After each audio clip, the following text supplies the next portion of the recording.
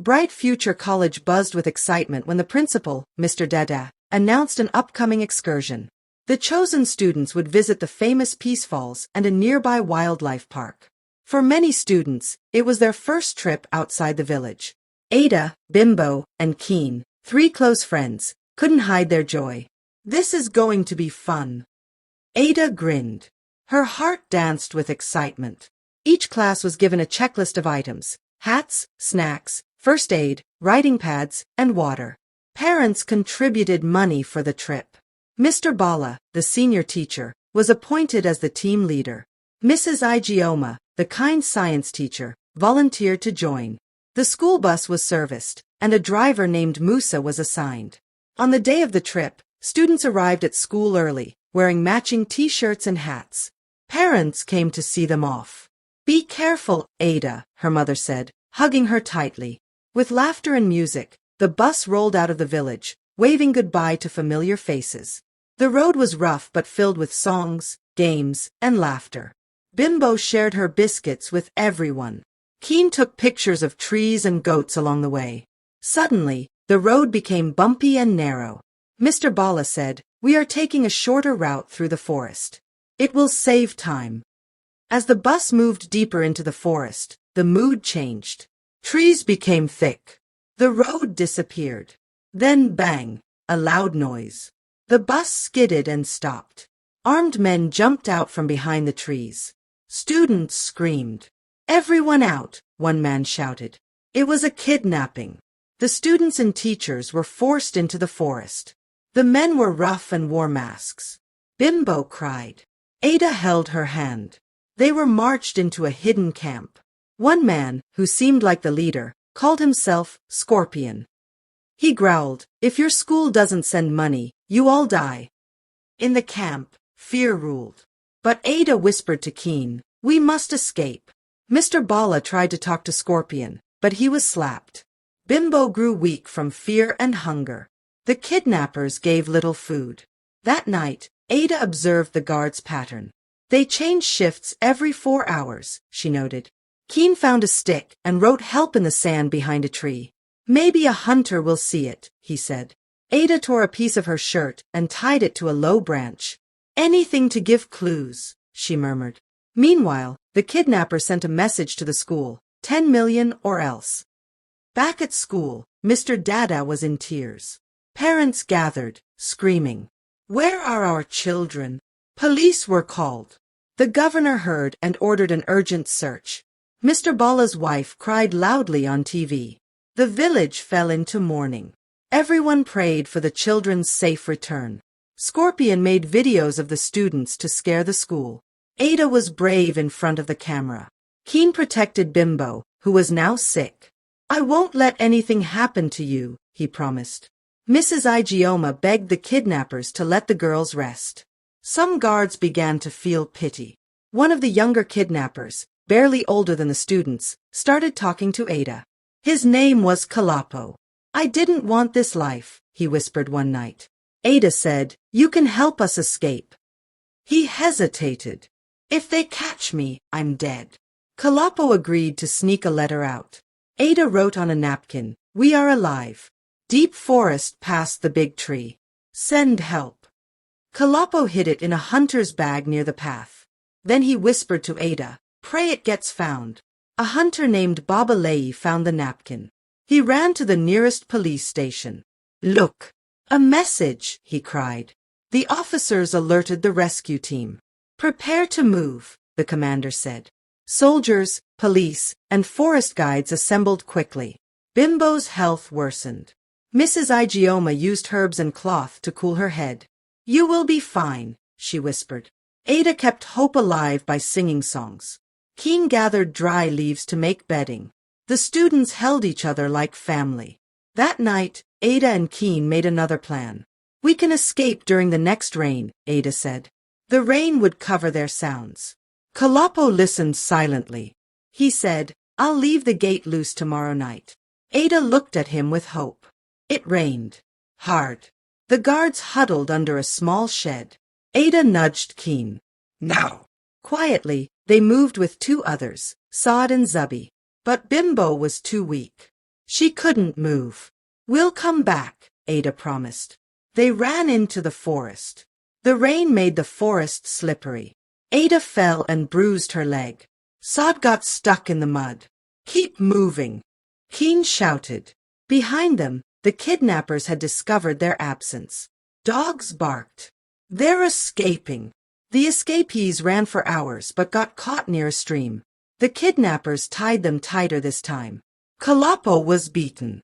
"Traitor!" Scorpion roared. Ada cried for him. "It's my fault," she whispered. At midnight, the rescue team moved through the forest like shadows. They used flashlights covered with red cloth and whispered quietly. Mr. Bala led them carefully along the trail. "The camp should be nearby," he said. The team split into two groups. Their plan: surprise the kidnappers, protect the students, and arrest the gang. As they moved closer, one officer tripped over a wire. A loud noise exploded, one of the traps set by the kidnappers. The guards in the camp woke up. "Intruders!" they shouted. Students screamed. The forest lit up with confusion. The team had to move fast. Bimbo had grown weaker. She barely opened her eyes. Mrs. Igioma held her close. "Just hang on a little longer," she whispered. Amid the chaos, Ada covered Bimbo's body with hers, shielding her from any harm. She prayed loudly, even through the sound of gunshots. Scorpion grabbed a phone. "You didn't send the money," he screamed into the line. "Now someone will die." But before he could act, a bullet flew past his ear. He ducked. A distant sound shook the camp. Helicopter blades. Scorpion screamed. "Hide them!" Guards dragged students into a cave. But hope returned.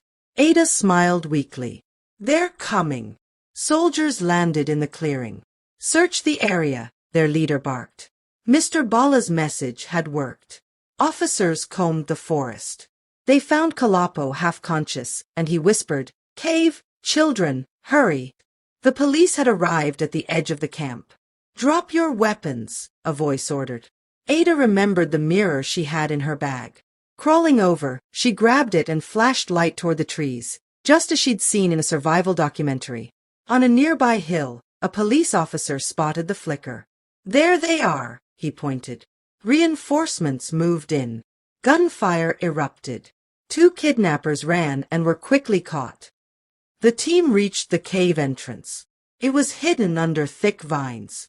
One officer whispered into a radio, "We found them." Gunfire erupted outside.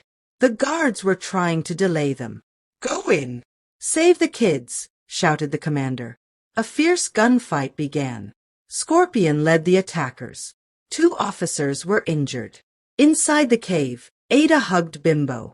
Keen shielded the younger ones. "Don't cry," he said. "They'll reach us soon." One was shot in the leg. The students cried and lay on the ground, covering their heads. Scorpion tried to run with two students as shields. But the officers were faster. In the confusion, students scattered in every direction. Officers shouted, "Stay down! Stay together!" Ada helped lift Bimbo, and Keen guided others to a safe corner. The forest echoed with footsteps, gunshots, and cries. Scorpion was nowhere to be seen. Then, Scorpion appeared again, this time grabbing Ada. Keen, without thinking, grabbed a big stick and hit Scorpion on the back. The kidnapper staggered. A police officer shot him in the leg before he could react. Scorpion fell, screaming in pain. Ada broke free. One by one, the students were gathered. Some had injuries, others were just in shock. Paramedics rushed in. Bimbo was taken straight to a waiting ambulance. Mrs. Igioma hugged her students tightly. "You're safe now," she said through tears. At the village, parents waited anxiously. When the rescue buses arrived, cries of joy filled the air. Mothers hugged their children. Fathers cried openly. Ada's mother held her tight, thanking God over and over. Keen's younger brother ran to him, shouting with joy. After weeks of rest and recovery, school resumed. The students returned, not just as classmates, but as survivors. A wall of honor was painted in their memory. Everyone walked past it quietly each morning. No one would forget what they had faced. News reporters came to the school. "Tell us how you survived," they asked. Ada told their story, with tears and courage. Keen and Mrs. Igioma stood beside her. The country listened. People sent gifts and letters of support. The kidnappers were caught and taken to court. Scorpion showed no remorse. The judge sentenced him and his men to 25 years in prison.